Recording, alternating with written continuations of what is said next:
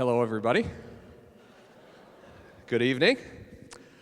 I want to thank you for coming, first of all, and spending part of your evening. I know it's taking away from your family time, and it's important because we want to try to start the right tone and the right setting as we begin this new form of government. One of the opportunities of the new form of government is that we have an opportunity to communicate with people, and employees in particular, in a more coordinated way, in a more direct way than we've ever been able to do before. Because under the old system, you had divided authority, and you had a lot of different elected officials, and there's a little bit more cohesion in terms of communicating with people. But it's only an opportunity. We have to take advantage of the opportunity. And so one of the reasons to have this meeting this evening is to try to set the pattern. So we want to try to set a pattern as early on that I want you to hear from me directly. I don't want you to guess or speculate. I want you to hear from me and communicate with me as directly as possible. Most of you I don't know. Some of you I've met. A few of you I know. But I also want you to get to know a little bit about what my style is and what my expectations are. One of the things I think you're going to learn about me is I tend to be very direct, and I'm going to be very honest with you about what our situation is.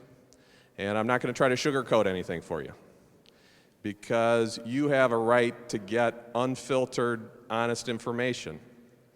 The other thing is I want you to know we're in a little bit of a formal setting here because we're in a courthouse, but as time goes on, we'll have opportunities to communicate and interact that are not formal. And I don't tend to be somebody that thinks that a lot of formality is necessary. So, as we start the new year, I'm going to have opportunities to see you in your workplace, and we're going to have opportunities to interact that are a little bit more personal than we have here this evening.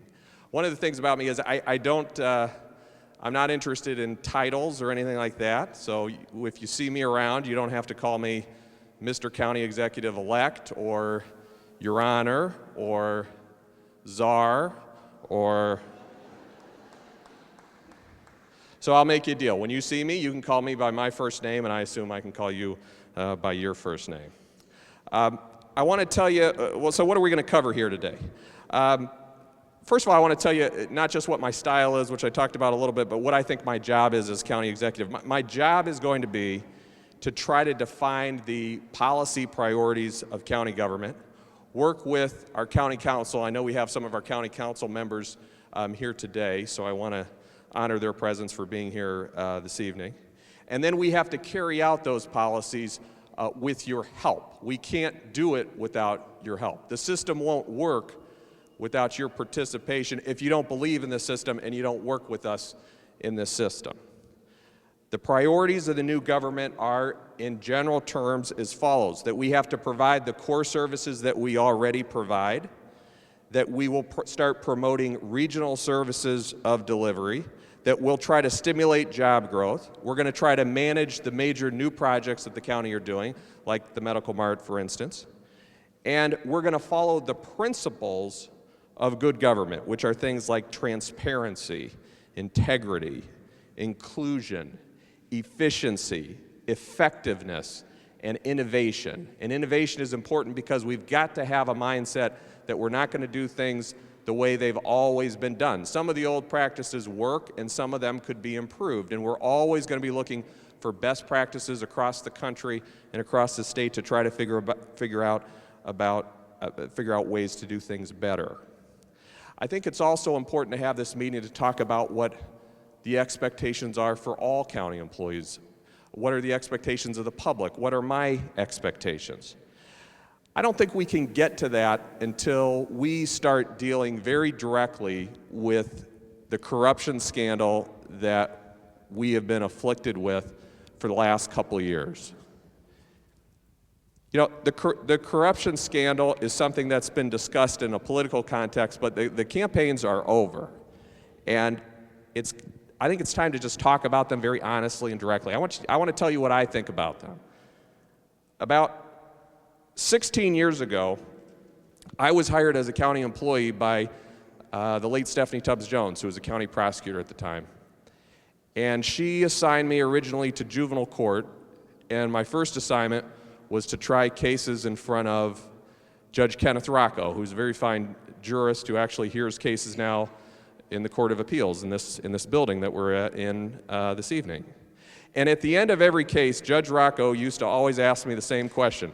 He used to always say, Ed, who are the victims? Who are all the victims? Not just the victims listed in the court pleadings, who are all the victims?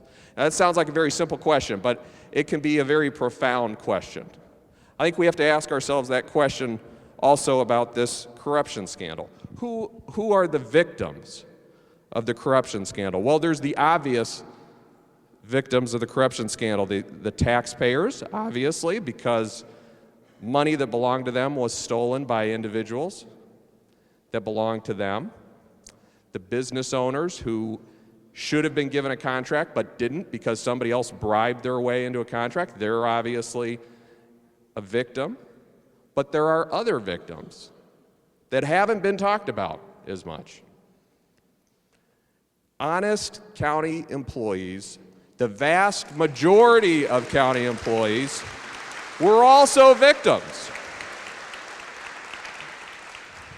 They were victims because there was a cloud that was cast over county employees, and many of you have had to explain over and over again to friends and strangers alike that no, you didn't have anything to do with any of the misconduct that happened in the county, and you never should have been put in that position.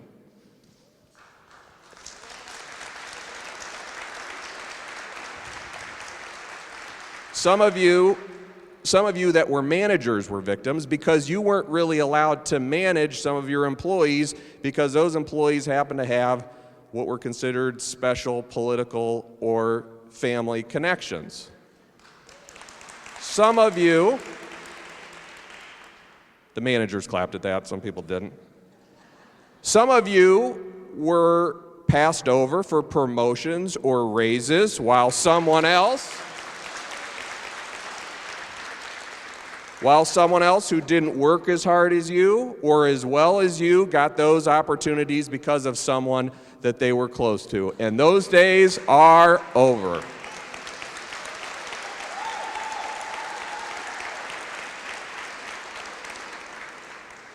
Some of you were victims because you were working a full day, going without raises, being furloughed, while someone else was being overpaid, leaving early, loafing on the job, and getting away with it because of their relationship to somebody in power. And those days are over too. And there's another category of people that were victims, and they're not here tonight. Because what about all the individuals who wanted to be county employees, but they never got a fair shot? They were never even notified about a position because it was reserved for someone else with more influence. Those people were victims too. And the thing that really gets me about this whole thing is that the individuals who were responsible, who were such a disgrace, they don't really seem to be ashamed of themselves, and that just makes it even worse. But listen, enough about them, because that's the past. So we're going to start establishing some very basic principles of good government, and we're going to turn this entire situation around. Now, a lot of these principles are very basic. I don't want you to be offended by that, because I know most of you have been abiding by them your entire lives and your entire careers. But nevertheless, when you're coming out of a scandal, you've got to establish those basic expectations and those basic principles. So let me go through what some of those expectations are. First of all, there's no political activity that can be performed during work hours. Secondly, no one in management can pressure you to do political work during work hours. Next, I will not, and I haven't all year, accepted political contributions from employees, and no one in management can pressure you to donate to my campaign or any political campaign. Every single position, even board appointments that don't pay anything, every single position is going to be posted online, and everyone will have a fair shot at competing for it. Every single employee will have a very defined job description, and they must be qualified for that position. And if there are still individuals, and unfortunately I do believe there are few, if there are individuals who obtain their position because of fraud or an illegal act, they're going to have to look for a new line of work. Every single employee is going to be, and I don't care what their status is, every single employee is going to be evaluated on an annual basis. Union employees are going to be compensated according to their contracts, which we're going to negotiate fairly and in good faith. Unclassified and classified employees are going to be compensated on the basis of merit whenever possible. No employee can accept anything of value from a vendor. Now, under Ohio law, public employees can accept some gifts from those doing business with government.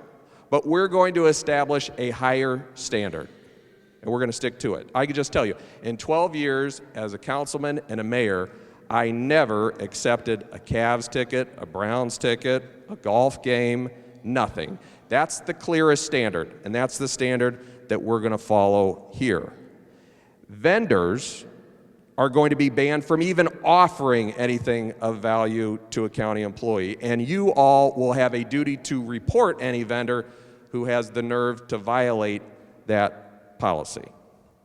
Now, there's a few more things. First of all, I know that in the past, when it comes to county employees coming to the end of their careers, there's been a history of having buyouts, and I can tell you that for the foreseeable future, there aren't going to be any buyouts, I have to be honest with you. The time for buyouts was passed, and I don't anticipate there's going to be any offered anytime soon. There were also occasions where somebody would resign on a Friday from a job, and then they would start the same job on Monday. And that isn't going to happen anymore either.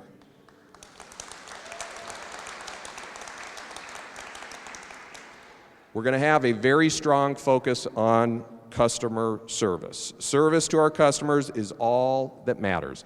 Merit, excellence, innovation, these are going to be the guiding principles of our organization. Now, I've got some specifics to go through with you about where I see things headed financially. Because for those of you that are supporting your families based on your county paycheck, I know how important this is. I've got 4 kids to raise, and I understand the anxiety that is there. Again, I can't sugarcoat things for you. I wish I could tell you we're not going to face any financial problems, but we are. But what I can promise you is the decisions are going to be made based on data and merit and what's in the best interest of the community and not on any other factors. This is based, no one can read this, but trust me what it says. This is the old organizational chart to the new organizational chart. You used to have all your various elected officials, your 3 commissioners, and it's switching. You've got the voters of Cuyahoga County are in charge. They elected the county executive and the county council. You have the previous elected officials are now going to be reporting to the county executive. And in addition to that, there's going to be some new departments that were created by the charter. So for instance, there's going to be a county law department, there's going to be a county public works department. But for most of you, you're still going to be reporting under the existing departments that you're currently operating under. Now, that doesn't mean that there isn't going to be consolidation. There is going to be consolidation. And that means that when departments are consolidated, there are going to be fewer employees. Now, the commissioners recently passed a budget, as you probably know, for 2011. It is not a budget, by the way, that is binding. So it isn't set in stone for all of 2011. And it mandated all the various departments to make cuts. And most of them did take pretty significant cuts in order to reflect decreasing tax revenue mostly. But it doesn't mean that those budgetary decisions are set in stone. We can continue to adjust those. But we have a number of things that are going, even though we're running a surplus, and you may hear we have a surplus, we have a number of financial pressures on us that are going to continue to affect us all year. And I've just listed them. First of all, there's the state cuts that I can promise you, unfortunately, are coming. I went down to Columbus last week, and I met with some of the incoming state legislative leaders. And just to give you one example, and this is just one category, we get approximately $32 million a year, big number, $32 million a year, just from the local government fund. The current budget assumes that that number is basically going to stay the same. It isn't going to stay the same. Now, we don't know how much it's going to be cut. I can tell you that the proposals have ranged everywhere from 5% to 100%. So in terms of giving people assurance about where we are budget-wise, until the state passes its budget, we can't have complete certainty because we may have as much as a $32 million hole just from that element of state funding, and that's not the only way the state helps all of our departments. So we have to be very cognizant of that. And I will continue to report to you on the progress we're trying to make in Columbus. And the reason I'm in Columbus isn't because I enjoyed the drive down there, but because I have to try to advocate for you. So your council members, I see a few of them are here, our county council members, our local legislators, we're going to do the best we can to lobby the legislature and soon-to-be Governor Kasich about trying to protect the services that we provide to people that are in need.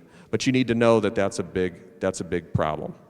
Sales and property tax revenues. When an economy goes down, the revenue stream that is the most directly affected the soonest is usually your sales taxes. So the fact that the county is so dependent on sales tax means that, again, we have a lot of instability when it comes to that particular revenue stream. Now, the county charter also mandates that we start spending more money, or at least some money, on things that we haven't had to do before. So it lists economic development as a primary responsibility of county government, and we've got to figure out a way to fund that. And it also states that there should be a scholarship program for kids coming out of high school, particularly public high schools, and that is a very laudable goal, but we've got to figure out a way to fund that. And that's not in the budget yet. So we've got to figure out a way to keep faith with the charter, but also keep our budget balanced. Now, let me get to this. There are different ways to adjust a budget, to cut a budget, to change a budget. There's what I call budgeting for dummies. That's when you have a budget, let's say you have a 5% gap, and you tell every department, okay, everybody take 5% off. Now, what's wrong with that? Well, what it means is if you've got a department that's been inefficient for years and overstaffed for years, they've got to take a 5% cut. If you got another department that's doing great work and they're working beyond even regular work hours to get everything done, and they've been efficient, they've done everything right, then they take a 5% cut. But sometimes politically that's the easiest thing to do because you tell everybody, well, we're treating everybody equally. But that's a false equality. We've got to get in there and we've got to start making value judgments. That makes you unpopular sometimes because then you've got to tell people, okay, I'm sorry, but your department isn't working, this one is working a little bit better, and it means you don't get as many Christmas cards, but it's the right thing to do. Now, how do you do that? Well, we're going to institute a program. It's called County Stat. We use it in my city. We call it City Stat. And basically what it is it's performance-based. You have performance measures, outcome measures for every department. It's driven by data, not personalities, not who happens to be friends with somebody. It's driven by impartial data. It allows the management team to have hands-on oversight and management of the functions of a department. And in my city, we did have significant savings because you're always looking for what are the best practices that exist in the state and in the country, and then you're trying to implement them. And you're always trying to drive towards the staffing level that you really need. It's the difference between across-the-board cuts versus something that is empirically data-driven. That's the way you make decisions. And what that means is sometimes some departments actually get bigger because you look at their functions and you decide, you know what, they're understaffed. In other departments, you may say, you know what, that department might have made sense 20 years ago, but it doesn't make sense anymore. or we're going to consolidate it with another one, or this one could do with 10% less. Now, what you can't do is you can't say before you even start that process, okay, there's a 5% cut coming, a 10% cut coming, a 20% cut. You can't say that until you dive into the details. So as my team starts to get on board, we're going to start rolling up our sleeves and getting into every single department. Every single position is going to be scrutinized. Every contract is going to be scrutinized. Every piece of equipment that the county is going to be scrutinized. It's a very involved process. But when you come out the other end, then you can be assured that you have as close to a purely efficient system as you possibly can. Is it perfect? No, no, nothing's perfect. But it's a rational process. Now, let's talk about a decision that I made in tandem with some of the acting officials, the acting auditor last week, and that's a decision with the Board of Revisions. And I want you to hear about that from me directly, because there are certainly individuals that say, well, if there were mass layoffs in that area, that means that that's exactly what's going to happen in my department. I want you to hear from me directly what my rationale was in making those decisions. First of all, the auditor's office, by almost any measure, was not only the center of the corruption scandal, but it was also the most overstaffed department in the entire county. Doesn't mean there weren't great employees there. There are some great people there. There are some people there of very high integrity and great work ethic. But they were shouldering the load for a lot of other people that weren't. They also were just plain overstaffed, and that was by almost every measure. So when the state auditor came in and they looked at staffing levels, they said you've got to make changes in the auditor's office. So when I came in, Dave Rhines, who's doing a good job there, said, we've made these recommendations that these positions are no longer vital, and will you okay that? And I said that I would, and I think that was the right call to make. It doesn't mean that those individuals were bad people that ended up getting laid off. One of them was terminated for cause because he's an indicted person in this corruption scandal, and he deserved to be fired. The other ones, it was simply a matter of reducing staff. The total number of employees in the county is not sustainable. I know that's not going to get applause, but I have to tell you that. The total number of employees for the county is not sustainable when you compare it to the revenue that we have and all of those financial pressures that we know are coming. So the sooner we go through a rational process to lower our staff, the safer and more sustainable all of your positions are going to be in the long run. Now, with the Board of Revision in particular, I just want you to know, I made that decision because, in my opinion, that is a core function of government. It affects every single property owner and resident in this city, affects every school district, and it had become so compromised and so tangled up in so many different instances of misconduct that it was going to be impossible to untangle it. Because people were having hearings and they didn't know whether the valuations were fair or whether they should appeal them. And in my opinion, that was a unique situation where we had to just completely start over.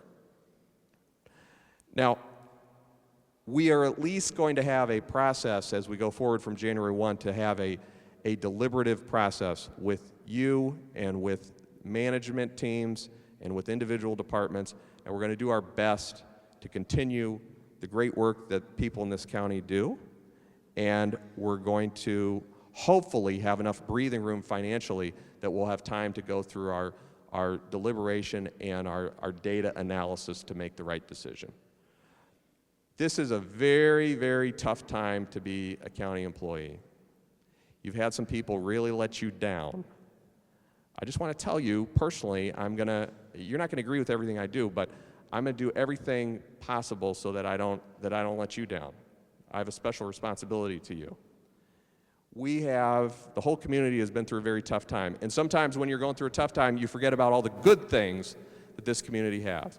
We have great universities, we have great medical institutions, we have great arts and culture institutions, and we also have all of you. We have great county employees that have dedicated their lives to the public good. And you haven't heard that often enough. And I wanted you to hear that from me tonight.